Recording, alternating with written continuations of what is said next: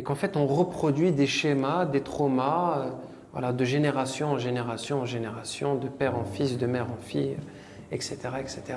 Et que ces peurs transgénérationnelles, hein, ces peurs existentielles de manquer, de ne pas être à sa place, voilà, des peurs généralisées, elles se transmettent, et on n'a jamais interrompu cette chaîne. Parce qu'il y a toujours une partie chez l'être humain qui n'a pas la foi, qui n'a pas la confiance. Voilà. Il y a un problème de confiance avec le vivant. Là où tous les autres êtres sont en parfaite confiance, voilà, le soleil il fait confiance à lui-même. Il brille, il n'a pas de problème.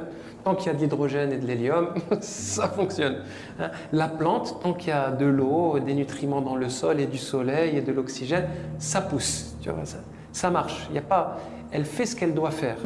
On est le seul être très particulier qui n'a pas la foi et qui n'a pas confiance dans le processus. Voilà. On met plein de résistance entre nous et le flow de l'énergie, de la vie, la nature même de l'évolution de la vie. Et c'est ça le cœur du problème. Et du coup, ça se caractérise par des traumas, par beaucoup de choses. Et les routes sont nombreuses pour arriver à s'en débarrasser. Je dirais le plus important, c'est la conscience. C'est la conscience de ces traumas, de ces résistances. Une fois que tu as la conscience qu'il y a encore ce genre de résistance en toi qui te gouverne, tu as déjà fait 80% du travail. Après, le reste, c'est un peu d'orfèvrerie, c'est d'arriver vraiment dans le détail, coudre, cicatriser, faire ce qu'il y a à faire, etc.